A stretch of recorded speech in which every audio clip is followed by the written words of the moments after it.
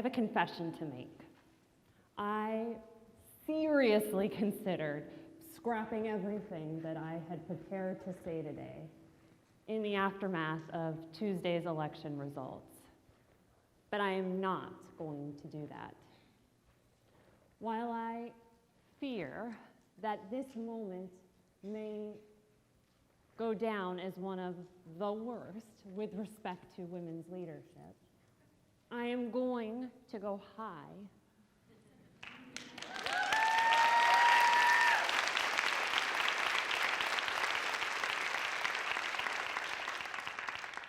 I am going to keep an open mind. And I'm going to posit that this could also be the moment where organizations decide to be ground zero and be the place where women's leadership is cultivated and valued, and where there's a cultural shift that supports women to fulfill their potential. One thing I suspect we can all agree upon, irrespective of where we lie politically, is that we're all pretty exhausted of divisive partisan conversations, so I assure you that this is not going to be a political presentation. And with that, let's soldier on. It's important for me to share with you that I have spent most of my life in communities of women and girls. I had the privilege of going to an all-girls middle school and high school. I majored in women's studies, pursued graduate work in the area. I even taught women's studies for a number of years before launching my own women's leadership coaching, consulting, and training company.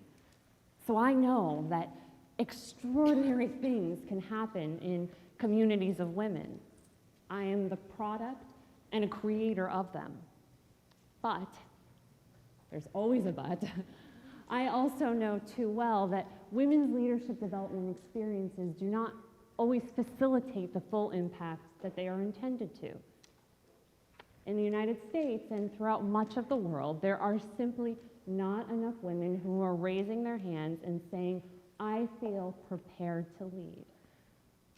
And as we also know, very keenly, when women do raise their hands and say, I am uniquely qualified to lead, too often they are seen and treated radically different than their male counterparts.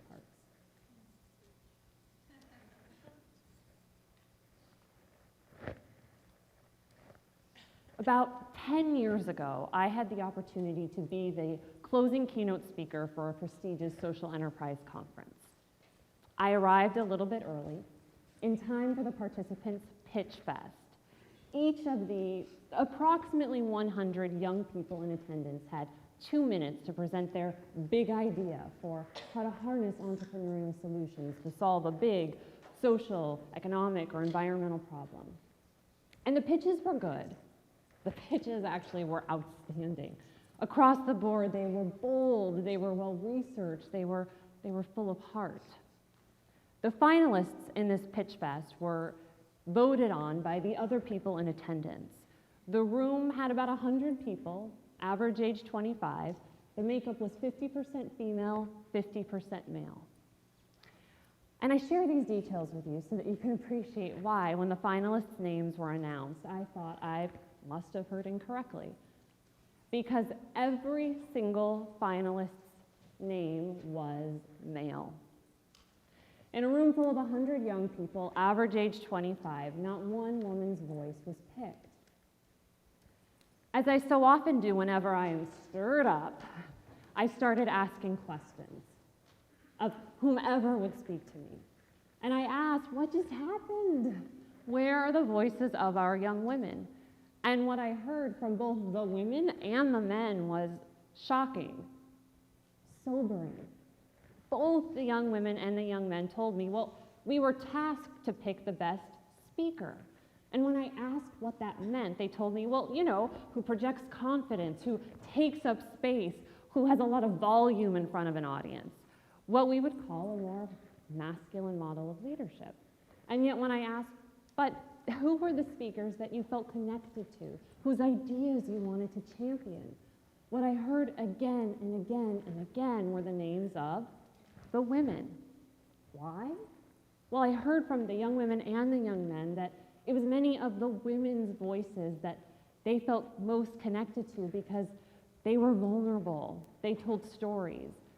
In many cases, they actually admitted, this is what I still need to learn in order for my idea to be successful and sustainable. And yet, that wasn't deemed good speaking. Less than a month after that experience, I hit the reset button on my newly formed consulting business and knew that I needed to focus 100% on women's leadership. Lakshmi Balachandra, an assistant professor of entrepreneurship at Babson College, talks about this very problem in her research. An expert on the role of gender in acquiring early-stage funding, Balachandra's research suggests that there are 3 key criteria that funders look for when making decisions about what entrepreneur to fund. You want to know what those 3 are? Good. I don't have a slide prepared if you don't. They are confidence, comfort level, and passionate enthusiasm. Notably missing from that list, well, an entrepreneur's qualifications, the caliber of the pitch, the validity of the business idea, but I digress. Now, to be sure, confidence, comfort level, and passionate enthusiasm have tremendous gender implications, not only for women who are seeking to access capital for their startups, but for women who are seeking to be leaders in their companies, for women who are seeking to be leaders in their countries. I'd add to. Whether because of biology, sociology, or more likely a combination of the two, when men step up and perform the functions of leadership, they are perceived to be, well, more leader-like. And so, while today I want to share with you some actionable strategies to empower women's leadership within your organizations, whether you're looking to cultivate leadership for yourself or for your people, and share the very important shifts that must transpire in cultures for individual women's leadership to actually be celebrated, what I know is we have to begin by resetting our own individual thinking and behavior for any of this other work to actually stick and make impact. One of the assumptions that I hear a lot from well-intentioned folks is that we've got to address pay equity. And while, of course, we want women to be paid the same as men for the work that they do, the truth is that pay equity is just one piece of being able to retain and promote high-potential women. Another assumption that I will often hear is that high-potential women need more female role models, more female mentors. And I don't disagree. It is challenging to envision ourselves being able to do something if we have never seen somebody who looks like us do it. But when most positions are still held by men, it is vital for women to cultivate relationships with male mentors and male champions as well, since we know that so many opportunities are passed on based on somebody's network. So who a senior leader mentors and champions is often going to learn about and be positioned for opportunities that other people simply don't know exist. Another assumption that we absolutely positively need to tackle, the notion that cultivating a female leadership pipeline is the right thing to do. Drinking 8 glasses of water a day is the right thing to do. But how many of us do it? That's not enough of a compelling reason. Whenever somebody tells me that in her organization they know it's the right thing to do, usually this comes out of HR, and I adore HR. But there's a little piece of me that dies inside because I recognize that that is not going to get results. And the good news is that investing in female leaders makes sound business sense. We know from myriad studies that the more women there are in senior leadership positions, the more profitable a company is. I'm not a science or math person. I hate telling you that. But I had the privilege of going to space camp when I was 12 years old, and I got bullied for having a lot of hair on my legs, and I decided that day I was done with science. Nonetheless, true story. Nonetheless, I know that if we could make the argument, and as women and as men, focus more on the business case, we might actually see more women's leadership initiatives get passed through.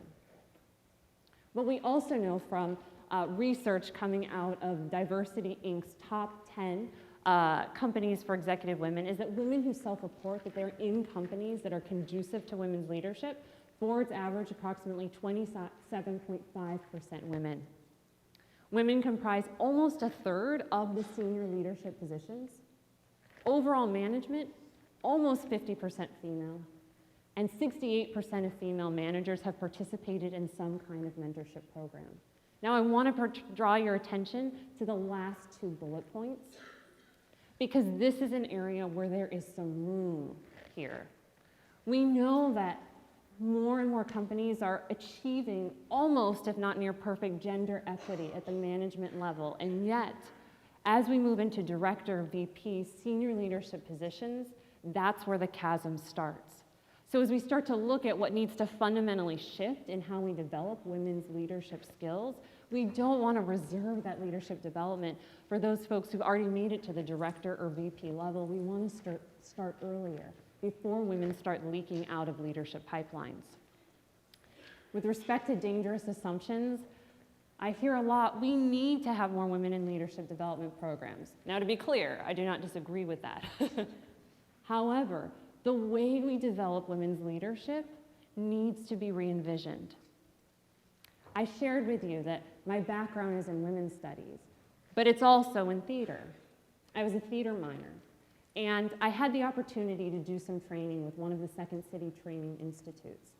And at least in the early aughts, there was a belief that was sometimes articulated, even by male teachers, that women were not as funny as men.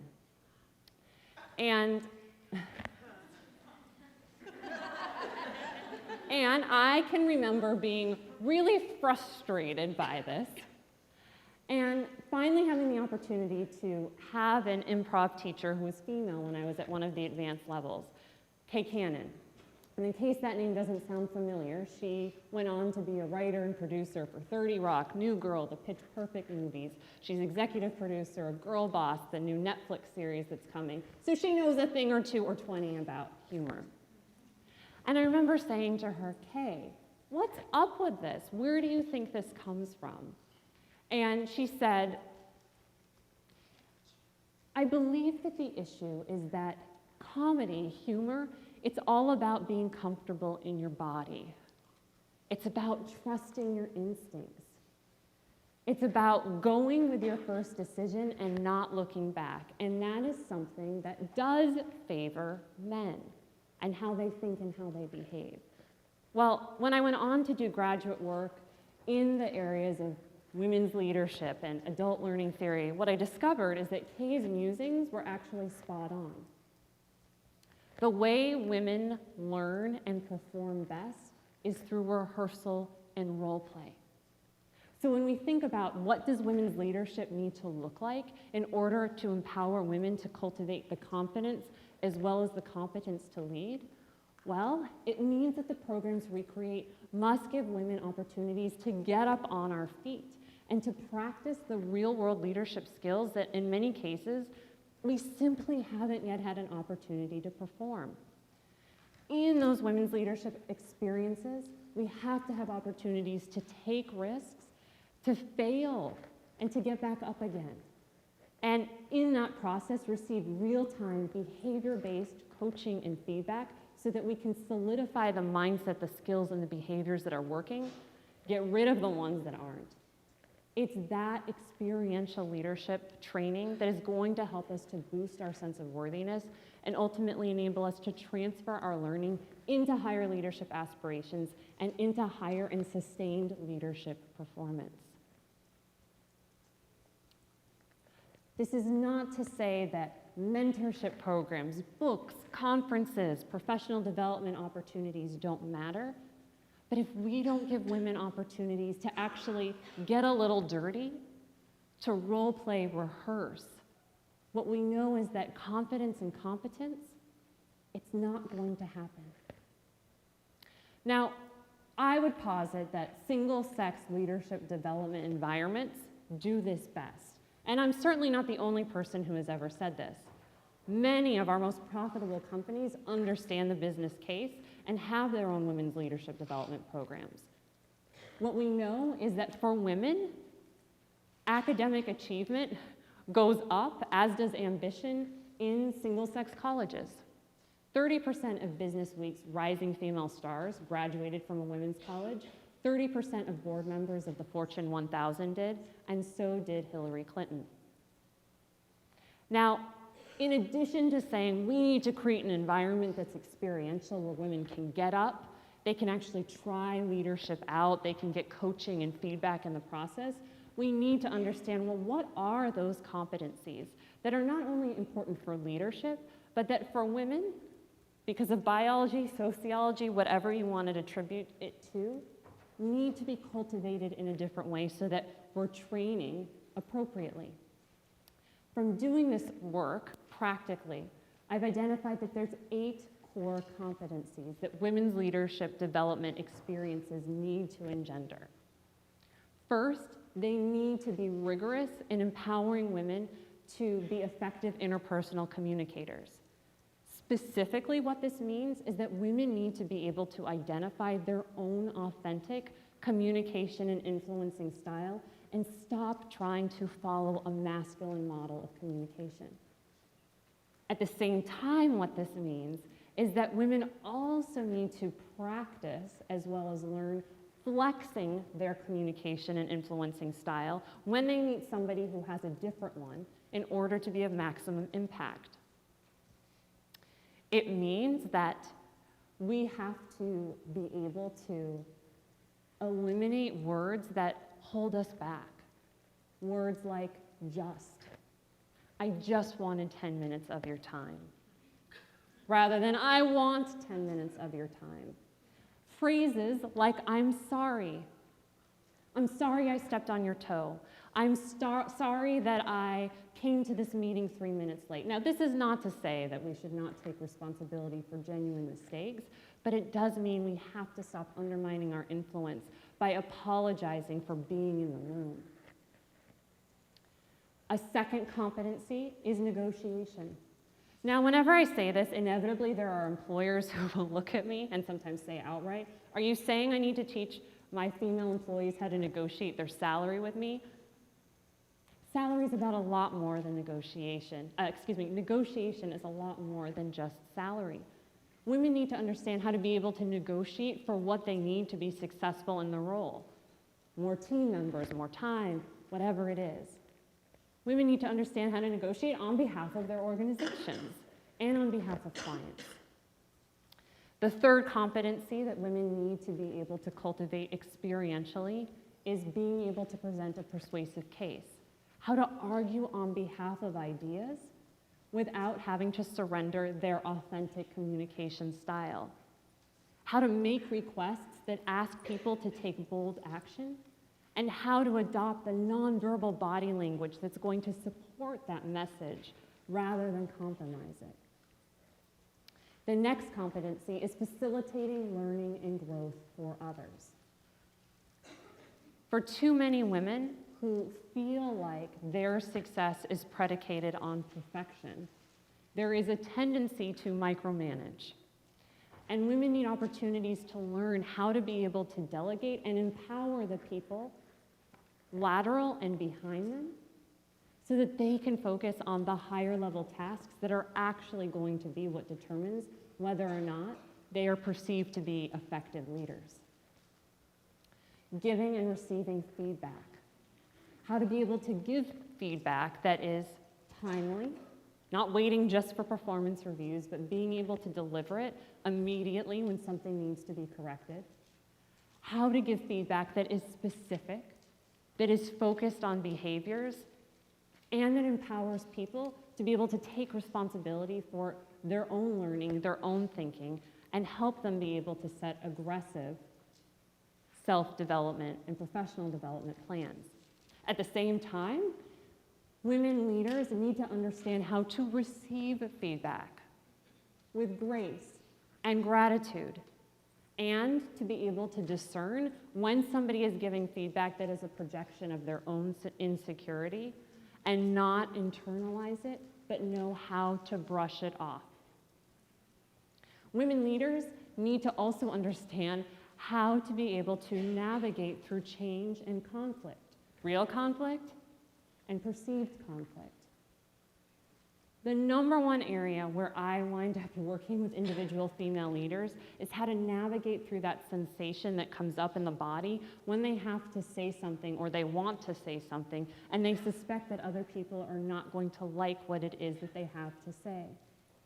This is why role play, this is why rehearsal is so important, because when we actually hear our voice out loud and we know what our nonverbals do, and we get that feeling archived in our DNA, it becomes so much easier to be able to navigate through these situations because it doesn't feel like we're in an improv exercise and have to make it up on the spot. And of course, women's leadership needs to be focused on empowering women to cultivate mutually beneficial relationships with men and women. How to find a mentor, how to find a sponsor, how to find stakeholders for your ideas so that you don't feel like a lone ranger, and of course, how to ensure that the teams that you lead want to be led by you. And you may recall that I said there are 8 core competencies. The most important is mindset. Now I promise, this is not the place where I'm going to get all woo-woo on you. But what I know with absolute certainty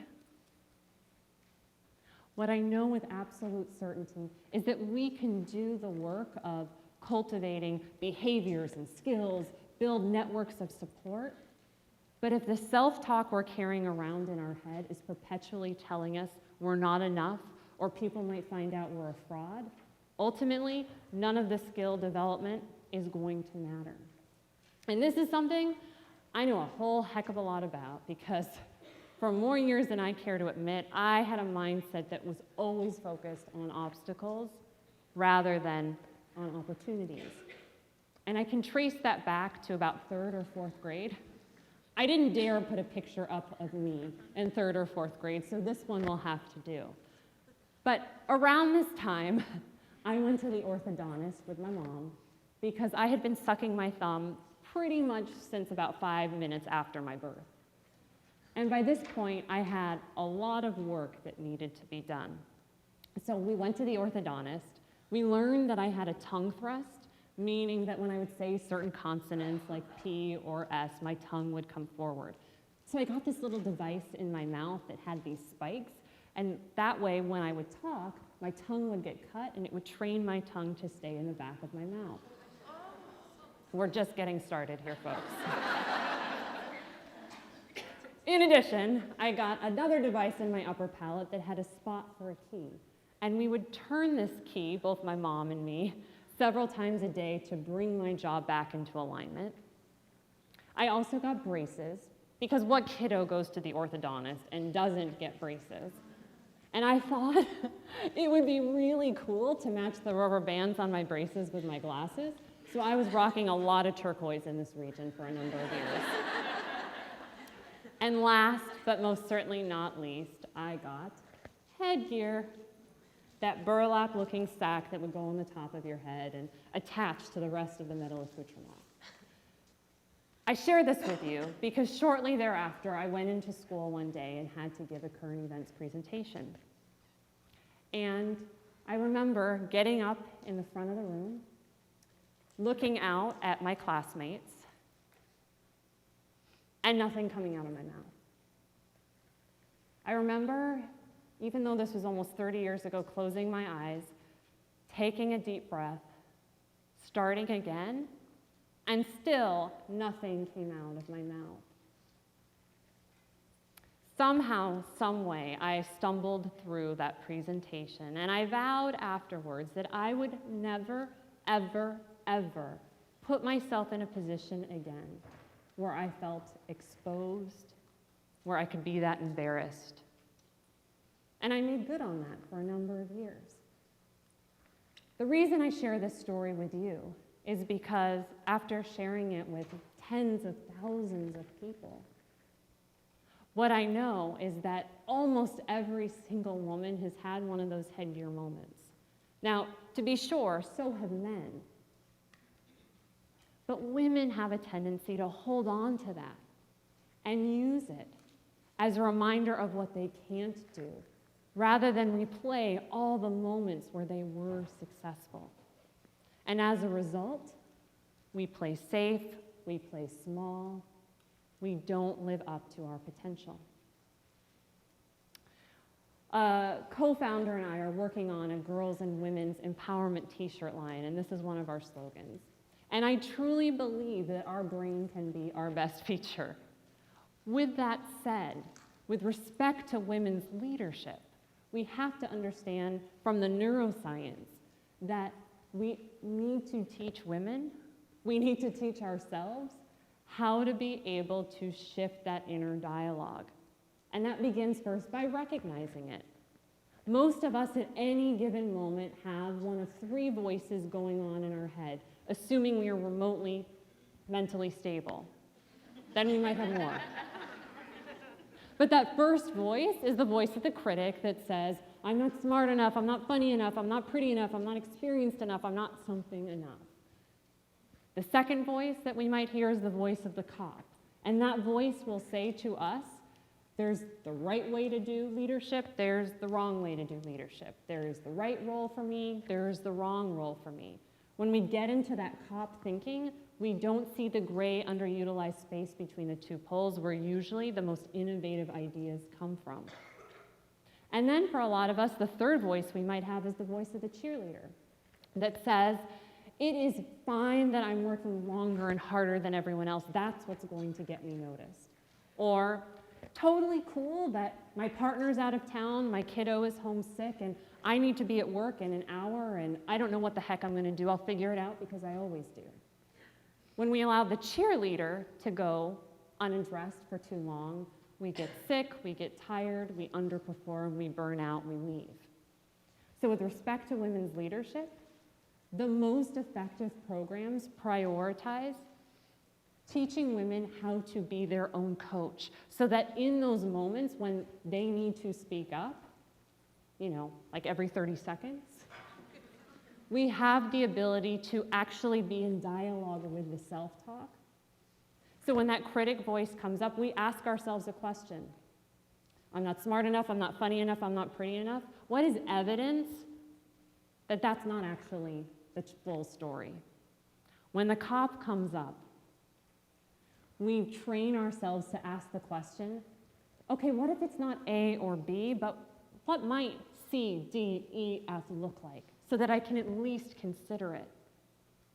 And when that cheerleader comes up, we learn how to ask the question, what do I need to let go of, as well as who do I need to bring in on the home front and on the work front for help? This is the foundation for women's leadership. Because once the self-talk shifts, then we can actually prioritize the behaviors and the skills that we know work. What's equally important, however, is to make sure that we are not just cultivating individual women's leadership skills, but that the culture within our organizations shift. Until organizations stop privileging a model of leadership that is inherently masculine, it is going to be hard for women to be able to bring their authentic selves to leadership and have that be valued. Companies must address unconscious gender bias, by which I mean privileging that which is male over that which is female. And usually this happens in very subtle ways that both women and men don't even notice. How does it show up in organizations? Well, male traits determine what is leadership. Organizations offer a lower salary or compensation package, expecting that all employees will negotiate. Even though we know from negotiation research experts like Linda Babcock and Sarah Leshever that 20% of women will never negotiate anything because we don't feel like we are going to effectively negotiate. Unconscious gender bias shows up when senior leaders intentionally mentor leaders of the same gender, and oftentimes this is because senior men don't want to be perceived as being inappropriate by spending too much time with junior women. Nonetheless, we have to address this. It happens when male names, pronouns, interests are used in examples, where football suddenly becomes used in provocative speech, or when the rooms of a particular company are all named after male business owners or male scientists, as Google recognized when they were doing their own unconscious gender leadership work, unconscious gender bias work.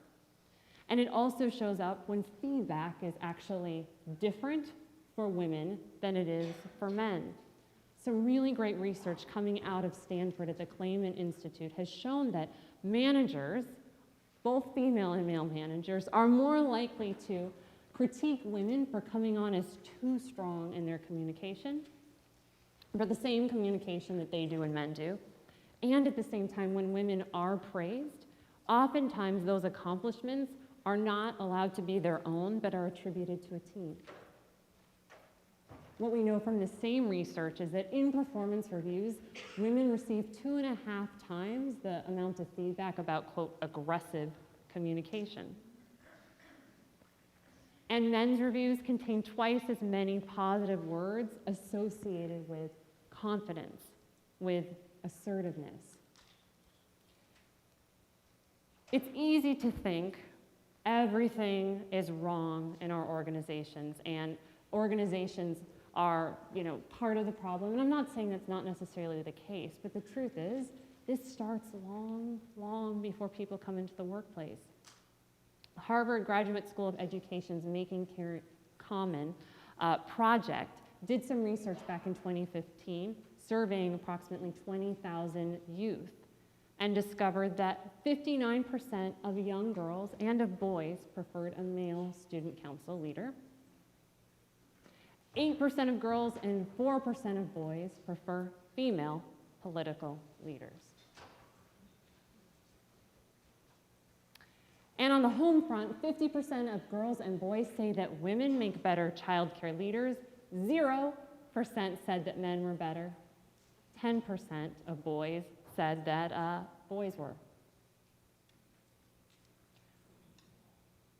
Until we recreate what good leadership looks like so that it integrates what is female with that which is male, unfortunately, not only women, but also men are getting sold a damaged bill of goods.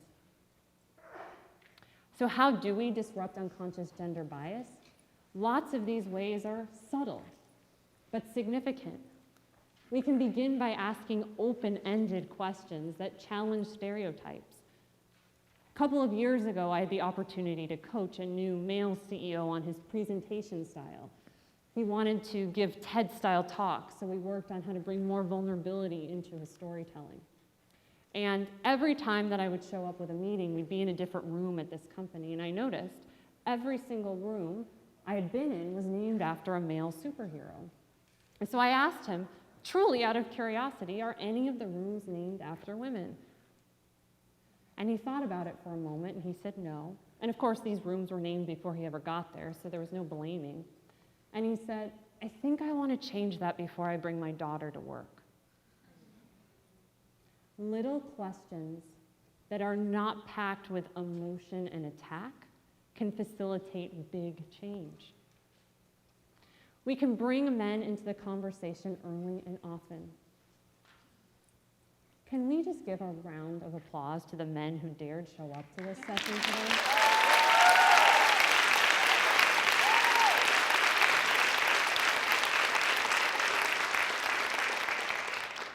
Please share what you learned with the men in your organizations, particularly senior men. Show them the video, because the truth is that these conversations need to happen between men and women, otherwise we wind up operating in a silo.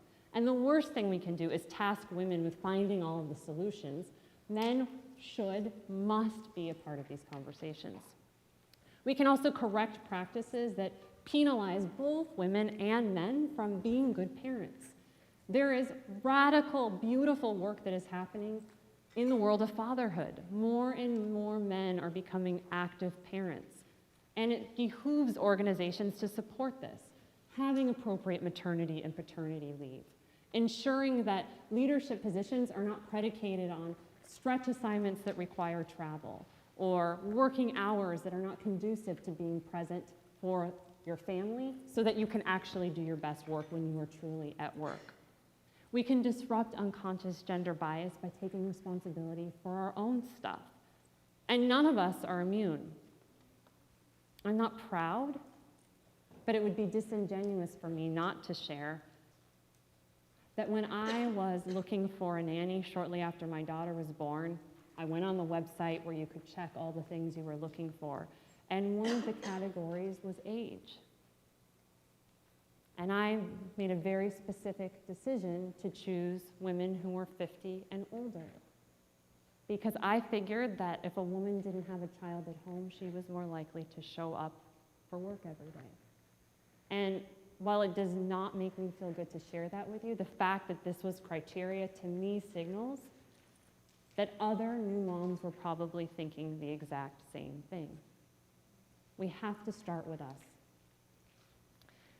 We can also address unconscious gender bias, of course, by talking to the children in our life, our girls, but just, if not even more importantly, our boys, so that they don't recreate the patterns that brought us to this point in history where we are now. How do we create a culture that supports female leaders? Well, we must develop a female leadership pipeline and put the business case into our argument for why. Prioritize experiential, skill-based leadership development where women can get a little dirty, can role play, refine their practice, create a pipeline that begins with managers and directors so that we don't wait until women are in senior leadership before we have these important conversations. Identify where women are leaking, oftentimes from that shift from management into director and VP roles, and also measure the success of initiatives. Maybe your organization realizes that we are really serious about ensuring that we hit 40% gender parity, or 40% of our senior leadership roles will be filled by women. We're going to give ourselves 2 years. Then it gives you a benchmark from which to work from. That's my little one. And I've been missing her a lot in the last 36 hours or so since I left home. When I put her to bed Tuesday evening, she asked me with her crazy big blue eyes, she said, "Mama, when I wake up in the morning, will there be a female president?" And although I didn't know the answer at that point, things were already looking grim, and I said to her, "No, sweetie, not yet." And then she said to me, "Can I be the first female president?" And as I choked back the tears, I said, "I hope it happens before you."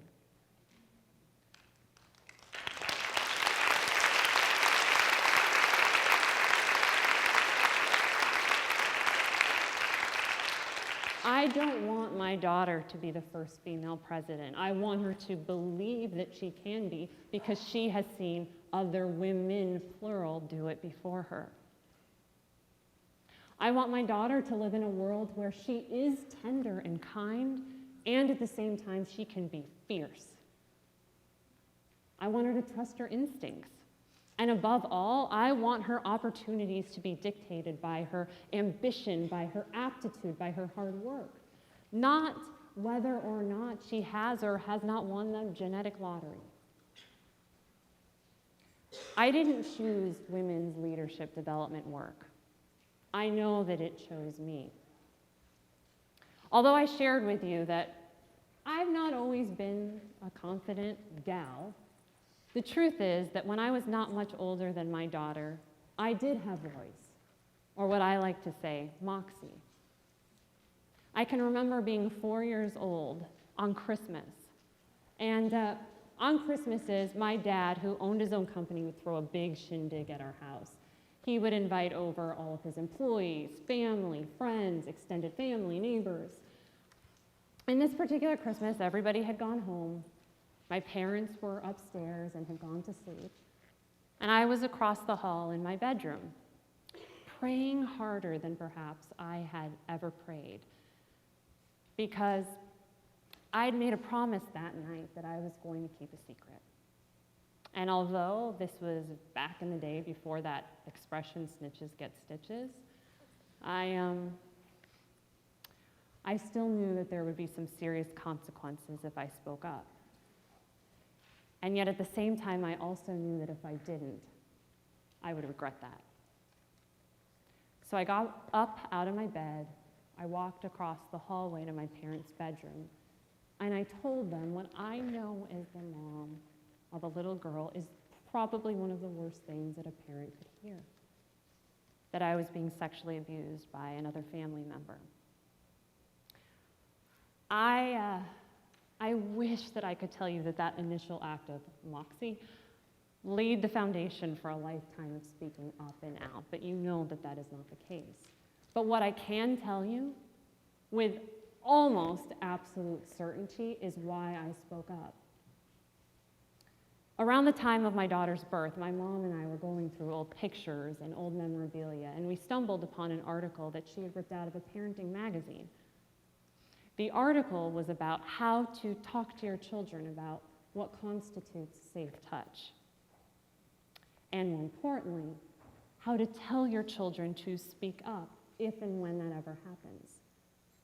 There were some notes on the article in my mom's handwriting indicating not only she had had that conversation with me, but that we practiced, and I understood what to say if that situation ever arose.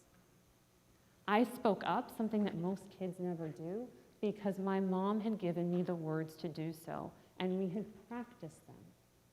Rehearsal and role play is the missing and very necessary ingredient for leadership development to work. Melinda Gates was my high school graduation speaker, and she has said that a woman with a voice is, by definition, a strong woman, but the search to find that voice can be remarkably difficult. That has certainly been the case for me. I would posit that has been the case for most women who are here in this room today. Let's change that. Let's make a commitment to create women's leadership programs that cultivate the mindset, the skill set, the relationships, the resources that are necessary to lead, and simultaneously ensure that our organizations become ground zero for valuing the contributions of women. That is work that I feel privileged to be able to engage in each and every day.